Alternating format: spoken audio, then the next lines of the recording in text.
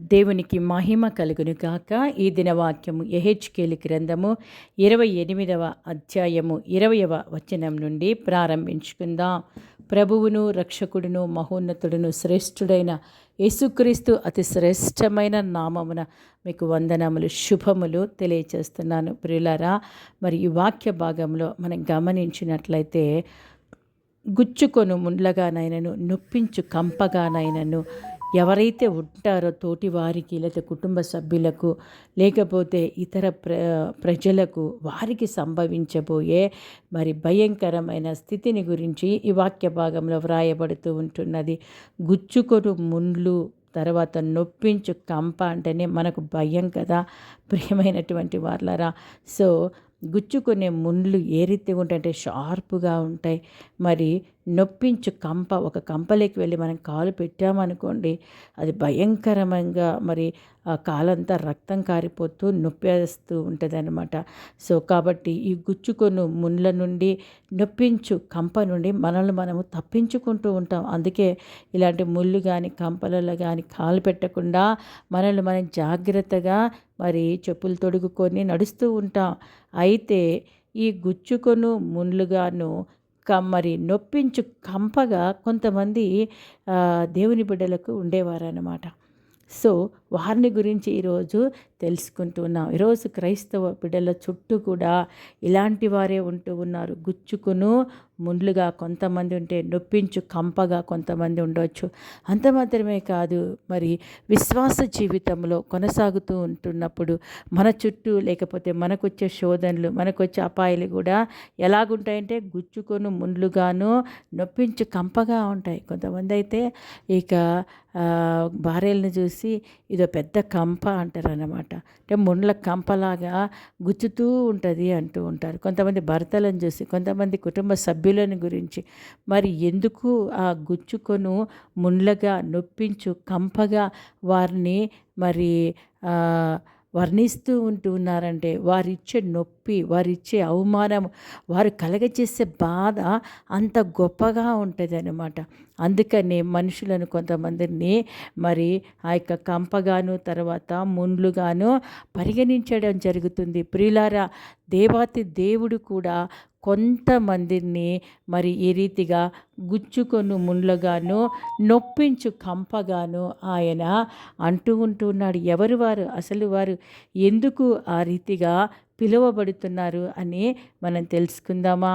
నిజంగా మనం దీవించబడిన వారిగా ఉండాలని, ఆశీర్వాదమునకు వారసులు అవ్వాలని దేవుడు మనలను ఎన్నుకొని ఉంటూ ఉన్నాడు.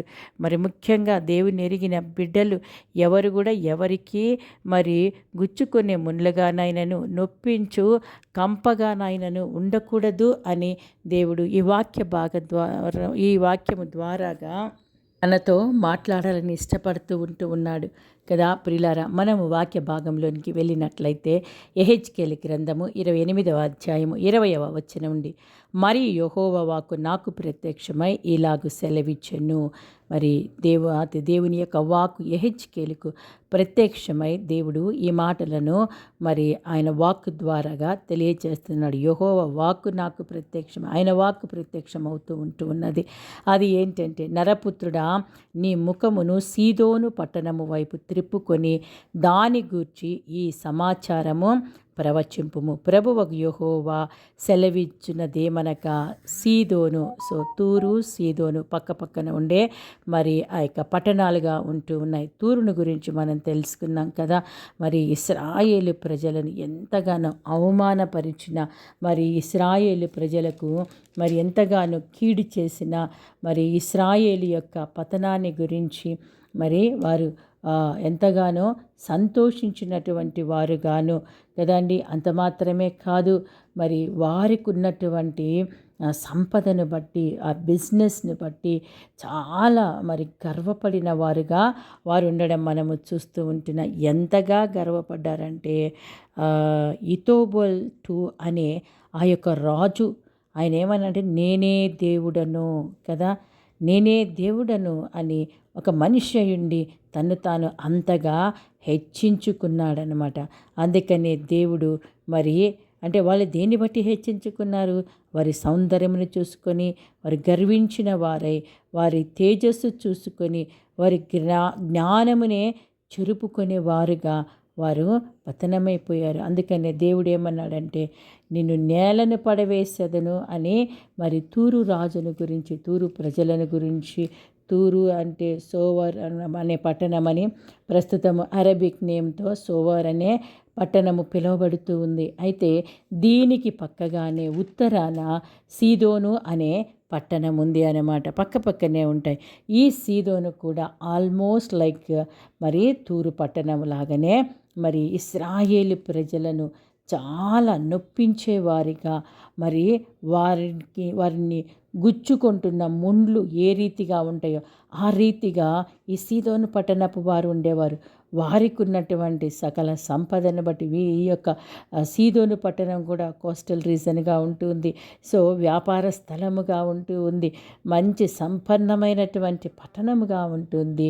మరి అందుకని వారికున్న దాన్ని బట్టి వారు గర్వపడుతూ దేవుని కూడా లెక్క చేయకుండా, మరి తూరు ప్రజలు ఏ రీతిగా దేవుని లెక్క చేయకుండా మేమే దేవుళ్ళము లేకపోతే దేవుళ్ళము అయి ఉంటున్నామని అనుకున్నారు. అదే రీతిగా ఈ సీదోను పట్టణము కూడా తనకున్న దాన్ని బట్టి గర్వించిందనమాట. అందుకనే దేవుడు ఏమంటున్నాడంటే 22వ వచనం నుండి, సీదోను పట్టణమా, నేను నీకు విరోధిని, నీ మధ్యను ఘనత నొందుదును, నేను దాని మధ్య తీర్పు తీర్చుచు దానిని బట్టి నన్ను పరిశుద్ధపరచుకొనగా నేను యెహోవానయున్నానని వారు తెలిసి కొందరు. చూసారా, సీదోను పట్టణంతోనే దేవుడు యెహెజ్కేలు ద్వారాగా ఆయన మాట్లాడుతూ ఉంటున్నాడు. నేను నీకు విరోధిని అంటూ ఉన్నాడు. ఈ యొక్క సీదోను పట్టణ ప్రజలు కూడా మరి వారి సౌందర్యమును బట్టి, వారి వర్తకమును బట్టి, వారికి ఉన్నటువంటి మరి సమస్త విధములైనటువంటి ఆ యొక్క ఆస్తి అంతస్తులను బట్టి వారు కూడా గర్వముతో దేవునికి విరోధముగా ఉండి, దేవుడు సృష్టికర్త అయిన దేవుడు ఉన్నాడన్నది వారు మరిచిపోయారు. కాబట్టి అందుకే దేవుడు ఏమంటున్నాడంటే, నేను నీకు విరోధిని, నీ మధ్యను ఘనత పొందుదును కదా. ఒక దేవుడు వారి మధ్య ఎలా ఘనత పొందుతాడంటే, మరి ఆయన చేయు కార్యములను బట్టి మరి ఉప్పొంగిపోతున్న దాన్ని అణిచినప్పుడు చూడండి, కొంతమంది చాలా విర్రవీగుతూ ఉంటారు వారికి ఉన్న దాన్ని బట్టి. అప్పుడు వారికి ఏదో ఒకటి సంభవిస్తే వాళ్ళు కూల్ అయిపోతారు. అప్పుడు ప్రజలు ఏమంటారు, తగిన రీతిగానే వారికి జరిగింది కదా. మరి వాళ్ళంతా గర్వపడ్డారు కాబట్టి ఇలాగ జరిగింది అంటాం కదా. సో దేవుడు చూస్తూ ఉన్నాడు అంటాం కదా ప్రియులారా. అలాగే వీరి మధ్యను నేను ఘనత తెచ్చుకుంటానని దేవుడు సెలవిస్తున్నాడు. నేను దాని మధ్య తీర్పు తీర్చుచు దానిని బట్టి నన్ను పరిశుద్ధపరచుకొనగా, తీర్పు తీరుస్తాడు. ఏ చెడుని బట్టి మరి వారు గర్వపడుతూ ఉన్నారో వాటన్నిటిని ఆయన తీసివేస్తే అప్పుడు అమ్మో దేవుడు పరిశుద్ధుడు కాబట్టి మేము కూడా మరి పరిశుద్ధులుగా ఉండాలన్న ఆలోచన, ఆ ఒక భయం అనేది కలుగుతూ ఉంటుంది. సో కొంతమంది ఏంటంటే ఇష్టానుసారంగా పాపం చేస్తూ ఉంటారు. పాపం వలన వచ్చే జీతము మరణము, మరణకరమైన వ్యాధి వచ్చినప్పుడు అప్పుడు అమ్మో దేవుడు నన్ను చూశాడు, అందుకనే ఈ యొక్క పాపముని బట్టి నాకు ఈ వ్యాధి వచ్చింది. మనము మరి కొన్ని సంవత్సరాలుగా ప్రపంచాన్ని వేధిస్తున్న వ్యాధి ఏంటంటే ఎయిడ్స్ వచ్చేది సెక్సువల్ సిన్స్ ద్వారాగా కదా. సో చాలా వరకు మరి ఇప్పుడు కూడా ఎవరైతే ఇలాంటి శోధనలో ఉంటూ ఉన్నారో వారికి ఆ రోగాలు వస్తున్నాయి. అప్పుడు రోగం వచ్చిన తర్వాత కొంతమంది రియలైజ్ అయ్యి దేవుడు చూస్తున్నాడు, నేను చేస్తున్న పాపాన్ని ఆయన చూశాడు కాబట్టి నాకు ఈ శిక్ష వచ్చిందని కొంతమంది పశ్చాత్తాపపడి దేవుని సముఖంకి వస్తుంటే, ఇంకా కొంతమంది విర్రవిగి ఏమైపోతున్నారు, చనిపోతున్నారు. కాబట్టి దేవుడు ఉన్నాడు అని దేవుడు కొన్ని కార్యాల ద్వారా కూడా తెలిపే దేవుడు అయింటూ ఉన్నాడు కదా. అందుకని నేను దాని మధ్య తీర్పు తీర్చుచు దానిని బట్టి నన్ను పరిశుద్ధపరచుకొనగా నేను యెహోవానై ఉన్నానని వారు తెలుసుకుందురు అంటూ మరి 23వ వచనంలో, నేను యెహోవానని వారు తెలుసుకొనున్నట్లు తెగులును రక్తమును దాని వీధులలోనికి పంపించుదును, నలుదిక్కుల దాని మీదికి వచ్చు ఖడ్గము చేత వారు హతులగుదురు, నేను ప్రభువగు యెహోవానని ఇశ్రాయేలీలు తెలుసుకొనున్నట్లు వారు చుట్టూ నుండి వారిని తిరస్కరించుచు వచ్చిన వారిలో ఎవరునూ ఇక వారికి గుచ్చుకొను ముండ్లగానైనను నొప్పించు కంపగానైనను ఉండరు అంటూ ఉన్నాడు. అంటే మరి ఇక్కడ వీరు ఎవరిని నొప్పించారు అంటే ఇశ్రాయేలులను నొప్పించారు. ఇశ్రాయేలులకు గుచ్చుకొను ముండ్లుగాను నొప్పించు కంపగాను ఈ సీదోను పట్టణ ప్రజలు ఉంటూ ఉన్నారు కదా. మనం కూడా కొన్ని సందర్భాలలో ఇతరులను గుచ్చుకొని ముండ్లుగా లేకపోతే నొప్పించు కంపగా కొన్ని మాటలను బట్టో మన వ్యవహారాలను బట్టో లేకపోతే మన వారికి కలుగజేసే అపాయాలను బట్టో నిందలను బట్టో ఇతరులకు ఏ రీతిగా మారిపోతామంటే గుచ్చుకొని ముండ్లుగానైనను నొప్పించు కంపగానైనను. అలాగే కొంతమంది మనకు గుచ్చుకొని ముండ్లుగాను నొప్పించు కంపగా ఉంటారు. ఉదయాన్ని లేస్తేగా స్టార్ట్ చేసేస్తారనమాట. వారి మాటల ద్వారా గుచ్చుతూ ఉంటారు, వారి చేష్టల ద్వారా గుచ్చుతూ ఉంటారు, వారు చేయవలసింది చేయకపోగా మనల్ని గుచ్చుతూ ఉంటారు. అప్పుడు ఏమనిపిస్తుంది? చిరాకే చేస్తుంది, ఏంటి ఇలా చేస్తున్నారే అని అనిపిస్తుంది కదా. అలాగే ఈ సీదోనీయులు కూడా ఎవరిని గుచ్చువారిగా ఉన్నారు, మరి ఎవరిని నొప్పించు కంపగా ఉన్నారంటే ఇశ్రాయేలీయులను కదా. తూరు ప్రజలు కూడా ఇశ్రాయేలుకి ఇలాగే ఉన్నప్పుడు దేవుడు విడిచిపెట్టలేదు.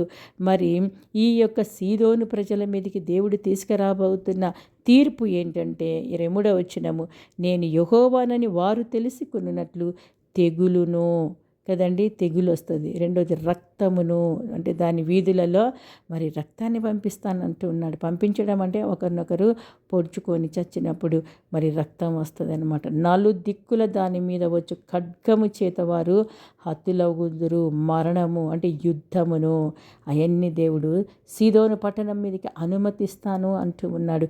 దేవుడు మరి నిన్ను బట్టి మరి నీ కుటుంబాన్ని లేకపోతే నీ శ్రమనో నీ కష్టాన్ని బట్టి నేను ఆశీర్వదిస్తూ ఉంటే నువ్వు ఆశీర్వదించబడిన తర్వాత దీవించబడిన తర్వాత సంతోషంగా ఉంటూ నీ చుట్టుపక్కల వారిని మరి గుచ్చె ముళ్ళుగా మారొద్దు. ప్రియమైనటువంటి వాళ్ళారా, దేవుడు నీకు ఒక కుటుంబం ఇచ్చినప్పుడు మరి జనులను ఇచ్చినప్పుడు వారిని గుచ్చేవారిగా వారిని మరి బాధ పెట్టే ముండ్ల కంపగా మారొద్దు కదా.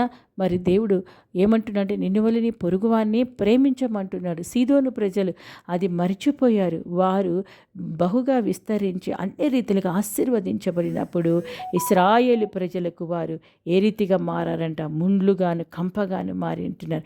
అది చూసినటువంటి దేవుడు వారి మీదకి భయంకరమైన తెగులును మరి ఆ యొక్క యుద్ధమును మరి వారి హతులవునట్లు వారి రక్తము వీధులలో కారునట్లు నేను చేసి, దేవుడు అనేవాడు ఉన్నాడు, ఆయన ప్రతిదీ చూస్తూ ఉన్నాడు. మరి ముండ్లగా ఉండేవారిని కంపగా ఉండేవారిని ఆయన విడిచిపెట్టాడు. మరి ఆయన ప్రజలను అలాంటి వారి చేతుల నుండి ఆయన తప్పక విడిపిస్తాడు అనేది దేవుడు తెలియజేస్తున్నాడు. అందుకని దేవుడు ప్రేమ స్వరూపిగా పిలువబడుతున్నాడు. ఈరోజు ఎంతోమంది ఇదే పరిస్థితిలో ఉంటున్నారు. అలనాడు ఇశ్రాయేలు ప్రజలు ఉన్న పరిస్థితిలో మనం కూడా ఉంటూ ఉన్నాం. కొంతమందికి సొంత భార్యనే కూడా ముండ్ల కంపగా మారిపోతూ ఉంటారు కదా. ప్రియులారా, మనం చాలా జాగ్రత్తగా ఉండాలి. అయితే ఇక్కడ కొన్ని విషయాలు మనం తెలుసుకోవాలి. యాక్చువల్గా ఎందుకు వీరు మరి ఈ సీదోను ప్రజలు కావచ్చు, తూరు ప్రజలు కావచ్చు, ఎందుకు ఇశ్రాయేలు ప్రజలకు మరి వారు గుచ్చుకొను ముండ్లగాను నొప్పించు కంపగా మారారంటే ఇశ్రాయేలీలు కూడా కొంచెం తప్పు చేశారు. వారు చేసినటువంటి తప్పు ఏంటి అంటే దేవుడిచ్చిన మాటలను వారు వినలేదు. ప్రియులారా, దేవుడు ముందుగానే ఆయన సెలవిచ్చే దేవుడై ఉంటున్నాడు కదా. ఆయన ముందుగానే కొన్ని హెచ్చరికలు చేస్తాడు. మనము మరి ఇలాంటి శోధనలకి రాకుండా ఉండేదానికి దేవుడు కొన్ని హెచ్చరికలు చేసినప్పుడు ఆ హెచ్చరికను మనం ఏం చేయాలి? వినాలి. వింటే ఈ ముండ్లు కానీ ఈ కంపలు కానీ మనకు రాకుండా ఉంటాయి. మనం చూడండి, సంఖ్యాకాండము 33వ అధ్యాయము 55వ వచనంలో మనం గమనించినట్లయితే దేవుడు ముందుగానే వారితో మాట్లాడి ఉంటున్నాడు. అదేంటంటే, అయితే మీరు మీ ఎదుట నుండి ఆ దేశ నివాసులను వెళ్ళగొట్టని ఎడల మీరు వారిలో ఎవరిని ఉండనిచ్చెదరో వారు మీ కన్నులలో ముండ్లుగాను మీ ప్రక్కలలో శూలములుగాను ఉండి మీరు నివసించు ఆ దేశంలో మిమ్మను బాధ పెట్టెదరు కదా. కొన్ని విషయాలు దేవుడు ఏం చేస్తాడంటే ముందుగానే ఆయన ఎరిగిన దేవుడుగా ఉంటూ మరి ఆయన ఏమంటున్నాడంటే 54వ వచనములో, మీరు మీ వంశముల చొప్పున చీట్లు వేసి ఆ దేశమును స్వాస్థ్యములుగా పంచుకొనవలెను. ఎక్కువ మందికి ఎక్కువ స్వాస్థ్యమును, తక్కువ మందికి తక్కువ స్వాస్థ్యమును ఇయ్యవలెను. ఎవని చీటి ఏ స్థలమున పడునో వానికి ఆ స్థలమే కలుగును. మీ తండ్రుల గోత్రముల చొప్పున మీరు స్వాస్థ్యమును పొందవలెను అని చెప్తూ, మరి దేవుడు ఇవ్వబోతున్న ఆ యొక్క వాగ్దాన భూమిలో మీరు ప్రవేశించిన తర్వాత మీరేం చేయాలి అంటే, మరి మీరు మీ ఎదుట నుండిన ఆ దేశ నివాసులను వెళ్ళగొట్టని ఎడల, అంటే వెళ్ళగొట్టమని అర్థం, వెళ్ళగొట్టని ఎడల మీరు వారిలో ఎవరిని ఉండనిచ్చెదరో వారు మీ కన్నులలో ముండ్లుగాను మీ ప్రక్కలలో శూలములుగాను ఉండి మీరు నివసించే ఆ దేశంలో మిమ్మల్ని బాధ పెడతారంటండి కదా. సో అందుకే దేవుడు సెలవిచ్చినప్పుడు కొన్ని విషయాలు మీ యొద్ద తీసేసుకోండి, కొంతమంది మనుషులకు మీరు దూరంగా ఉండండి, ఆ ప్రజల మధ్యకి వెళ్ళొద్దు, వారి ఆచార వ్యవహారాలను మీరు మరి ఫాలో అవ్వద్దు. కొంతమంది ఏమంటారంటే, ఏముందండి అందరు చేస్తున్నారు కదా, నేను చేయడంలో తప్పేముంది కదా, నువ్వు ప్రత్యేకించబడ్డ బిడ్డవు, దేవుడి నిన్ను పరమ కానానికి తీసుకొని వెళ్ళాలని ఆయన తన స్వరక్తం ఇచ్చి నిన్ను కొంటే తిరిగి దేవుడు వదిలిపెట్టకపోగా, దేవుడు విడిచిపెట్టమన్న ప్రజలను విడిచిపెట్టకపోతే, నా ఇష్టం ఇదే, నేను ఇదే చేస్తాను అంటే అప్పుడు వాళ్ళు మనకి ఏ రీతిగా మారిపోతారంట. మన కన్నులలో ముండ్లుగాను, అసలు నలుసుబడితేనే కన్ను చాలా ఇరిటేట్గా ఉంటుంది. అలాంటిది ముళ్ళు గుచ్చుకుంటే, కళ్ళల్లో ముళ్ళు ఉంటే ఎలాగుంటుంది, ప్రక్కలలో శూలములుగానే ఉండి మీరు నివసించే ఆ దేశంలో మిమ్మల్ని బాధ పెడతారంట. అందుకని దేవుడు దేన్ని విడిచిపెట్టుకోమంటాడు, అది విడిచిపెట్టుకోవాలి. ఇశ్రాయేలు ప్రజలు మరి దేవుని మాట వినలేదు, అందుకనే వారి మీదకి ప్రమాదం వచ్చి పడింది కదా ప్రియులారా. అలాగే యెహోషువ గ్రంథము 23వ అధ్యాయము 13వ వచనంలో కూడా ఈ రీతిగా ఉంది, మీ దేవుడైన యెహోవా మీ ఎదుట నుండి ఈ జనములను కొట్టివేయుట మానును. మీ దేవుడైన యెహోవా మీకిచ్చిన ఈ మంచి దేశంలో ఉండకుండా మీరు నశించు వరకు వారు మీకు ఉరిగాను బోనుగాను మీ ప్రక్కల మీద కొరడాలుగాను మీ కన్నులలో ముండ్లుగాను ఉందురు అంటూ ఉన్నాడు కదా. మరి చాలా విషయాలు దేవుడు మనకు బయలుపరుస్తూ ఉంటాడు. ఈ వ్యక్తుల దగ్గరికి వెళ్ళొద్దు, ఈ మనుషులు చేసే విధానాన్ని చెయ్యొద్దు అంటే మనం అదే చేస్తాం. 12వ వచనం చూసినట్లయితే, అయితే మీరు వెనుకకు తొలగి మీ యొద్ద మిగిలి ఉన్న ఈ జనులను హత్తుకొని వారితో 1000 మంది, వారితో మీరును మీతో వారిని సాంగత్యము చేసిన ఎడల 1000 మంది అంటే వివాహాలు చేసుకున్నట్లయితే కదా. 11వ వచనం అంటాడు, కాబట్టి మీరు బహు జాగ్రత్త పడి మీ దేవుడైన యెహోవాను ప్రేమించాలి కదా. సో 10వ వచనంలో కూడా, మీ దేవుడైన యెహోవా మీకు ఇచ్చిన మాట చొప్పున తానే మీ కొరకు యుద్ధం చేయవాడు కనుక మీలో ఒకడు 1000 మందిని తరుమును. చూసారా, దేవుడు ఎన్ని వాగ్దానాలు ఇచ్చి మరి వాళ్ళతో వీయముందొద్దు, అన్యులతో కదా, రక్షణ లేని వారితో వీయముందొద్దు కదా. మరి కొంతమందిని అయితే చంపగలిగారు, కొంతమందిని చంపలేకపోయినప్పుడు చంపకూడదనుకున్నారు కూడా. అందుకనే అయితే మీరు వెనుకకు తొలగి, అంటే మీరు వెనుకకు వెళ్ళిపోయి మీ విశ్వాస జీవితంలోనూ దేవుడు చేస్తున్న అద్భుత ఆశ్చర్యాలను మర్చిపోయి మీరు వెనుకకు తొలగి మీ యొద్ద మిగిలి ఉన్న ఈ జనులను హత్తుకొని వారితో 1000 మంది, వారితో మీరును మీతో వారును సాంగత్యము చేసిన ఎడలా కదా. కొన్ని విషయాలలో తెలియకనే కొన్ని తప్పులు మనం చేస్తూ ఉంటాం, మన కాన్షియస్ తెలియచేస్తూ ఉంది ఇది తప్పు, ఈ ప్రజలకుతోనూ వియమందుతావా, మరి వీరు ఇలాంటి వారే, మరి వీరితో నువ్వు వివాహ సంబంధాలు పెట్టుకోవద్దు కదా, వారు అన్యులు కదా, మరి వారితో నువ్వు పెళ్లి చేసుకుంటే ఎలాగా, వారితో మీరు సాంగత్యం కలిగి ఉంటే ఎలాగా, వారి యొక్క అన్ని ఆచారాలన్నీ మరి నీ కుటుంబంలోకి వారు తీసుకొని వస్తారు కదా. సొలొమోనుకు దేవుడు తెలియచేశాడు, ఆయన తెలియచేసినా కూడా వినకుండా తన భార్యల కొరకు మరి ఆ యెరూషలేములో దేవతా స్తంభాలను పెట్టేశాడు, ఇంకా గుడులు కట్టించేశాడు. వారి భార్యలను తృప్తిపరిచేదానికి ఆయన కూడా చివరి దినాలలో అదే పని చేశాడు. దేవుడు జ్ఞానమును మరి ఆయనకు సమస్తమునిస్తే ఆయన ఏం చేశాడండి. సో దేవుడి మాట వినలేదు. అందుకనే దేవుడు ఏమంటున్నాడంటే, మీ దేవుడైన యెహోవా మీ ఎదుట నుండి ఈ జనములను కొట్టివేయటం మానును కదా. కొన్ని సమస్యలు మన నుండి ఎందుకు విడిచిపెట్టి పోబడడం లేదు, కొన్ని సమస్యలతో మనం పోరాడవలసిన వారిగా ఉంటున్నా. ఎందుకు దేవా, ఎందుకు నేను ప్రార్థన చేస్తున్నా, ఉపవాసం ఉంటున్నా, నేను రెగ్యులర్గా చర్చికి వస్తున్నా, నా కుటుంబంలో ఎందుకు ఈ సమస్యలు అంటే విడిచిపెట్టుకోవలసినవి ఇంకా ఏదో ఉంది ప్రియులారా. ఇంకా ఏదో దాచుకొని ఉంటూ ఉన్నాం. పాపముతో మనము రక్తము కారునంతగా పోరాడకుండా ఉంటూ ఉన్నామేమో. ఆ శోధన నుండి బయటికి రాగలిగినంతగా రాలేకపోతున్నామేమో. అందుకనే దేవుడు లాస్ట్కి ఏం చేస్తున్నాడు, సరే కదా, మరి మీ దేవుడైన యెహోవా మీ ఎదుట నుండి ఈ జనులను కొట్టివేయటం మానును అంట. సరేలే, వీళ్ళకు ఆ జనులు అంత ఇష్టమైనప్పుడు, ఆ జనులతో వీరు ఇంత సాంగత్యాన్ని పెట్టుకున్నప్పుడు ఇక నాకెందుకులే అని ఆయన మానివేస్తాడంటండి. కొన్ని పాపాలు మనం విడిచిపెట్టుకోకుండా ఏం పర్వాలేదు అనుకుని పోయినప్పుడు దేవుడు కూడా ఇక వదిలేస్తాడు. ఆ పాపానికి మనల్ని అప్పగిచ్చేస్తాడనమాట. అందుకని అవి మనకు బాకులుగా, శూలములుగా ఇక మన జీవితాలనే నాశనపరిచే. చూడండి, మీ ప్రక్కల మీద కొరడాలుగాను మీ కన్నులలో ముళ్ళుగాను ఉండును అని దేవుడు మరి తెలియపరుస్తూ ఉన్నాడు కదా. మీ దేవుడైన యెహోవా మీకు ఇచ్చిన ఈ మంచి దేశంలో ఉండకుండా మీరు నశించు వరకు వారు మీకు ఉరిగా బోనుగాను ఉంటారంట.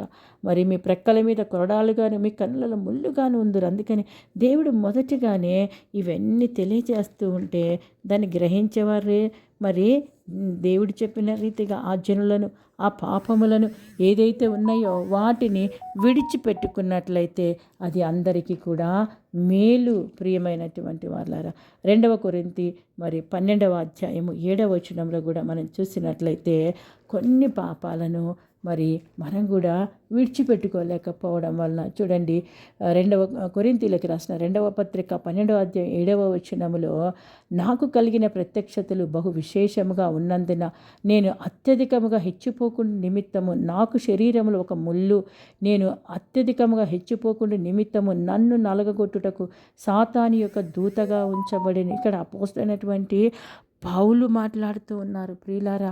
అతనికి ఎన్నో దర్శనాలు, ఎంతో గొప్ప వ్యక్తి, దేవునితో మరి చూడండి, అసలు ఆయన మామూలు వ్యక్తి కాదు, మామూలు విశ్వాసి కాదు కదా. ప్రత్యక్షతలు మరి ఇక పరలోకానికి వెళ్ళిన ప్రత్యక్షతలు బహు విశేషంగా ఉన్నందున నేను అత్యధికంగా హెచ్చిపోకుండా నిమిత్తము.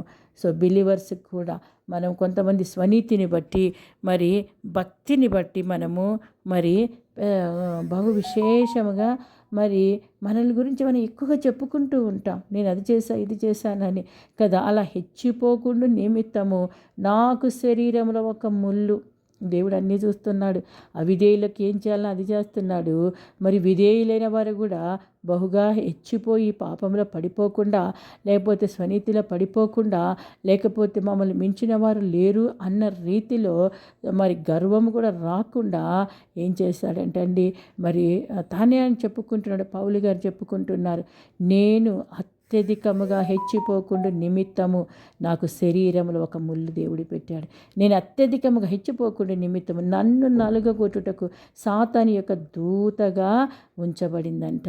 కాబట్టి దాన్ని తొలగించి వేయి ప్రభా అని ముమ్మారు ప్రభుని వేడుకుంటే ఆయన అన్నాడంట, నా కృప నీకు చాలును, బలహీనత యందు నా శక్తి పరిపూర్ణమగుచున్నదని ఆయన నాతో చెప్పిన కాగా క్రీస్తు శక్తి నా మీద నిలిచుయుండు నిమిత్తము విశేషముగా నా బలహీనతల యందే బహు సంతోషముగా అతిశయపడుదును అంటున్నాడు.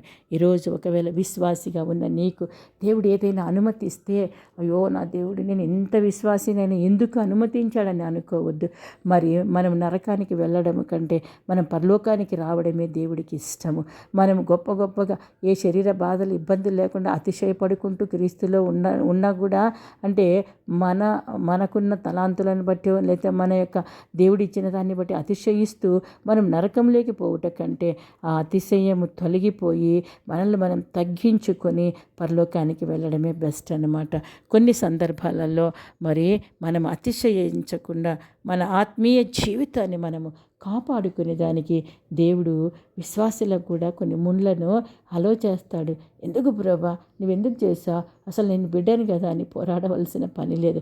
మరి పౌలు వలె 1, 2, 3 సార్లు ప్రార్థన చేసి ఆ రోగం తొలగిపోలేదా, ఆ నింద తొలగిపోలేదా, ఆ బాధ తొలగిపోలేదా, ప్రభుకు అప్పగించుకొని మరి మౌనంగా ఆయన మీద ఆధారపడితే మనము నరకానికి వెళ్ళట కంటే పరలోకానికి వెళ్ళటనే ఆయనకి ఇష్టము. మరి ఈ లైఫ్ అనేది చాలా తక్కువ లైఫ్ స్పాన్లో ఒకవేళ అది అనుభవించిన మరి పరలోకానికి నిత్యము మనము అక్కడ ఉండినట్లు అక్కడికి వెళ్తాం. అయితే ఇక్కడ చూసినట్లయితే వీరు వారి యొక్క పొరుగు వారిని నిందించి హింసించారు కాబట్టి దేవుడు వారికి ఆ రీతిగా మారాడు. ప్రార్థన చేసుకుందాం. మహోన్నతుడా, మా గొప్ప దేవానికి వందనాలు, స్తుతి స్తోత్రాలు. గుచ్చుకొని ముండ్లగానైనను, నొప్పించు కంపగానైనను ఎవరికైనా మేము ఉన్నట్లయితే, లేకపోతే మాకు మేమే నాయన ముళ్ళులను కొన్ని తెచ్చుకుంటూ ఉన్నట్లయితే దయతో మన్నించి క్షమించమని అడుగుతున్న ఈ వాక్యం ద్వారా మాతో మాట్లాడినందుకు నీకు వందనాలు ప్రభ. ఇతరులకు నాయన నొప్పించు నాయన తండ్రి, కంపగా ఉండకుండా సహాయం చేయమని యేసునామమున వేడుకుంటున్నాము తండ్రి. ఆమేన్.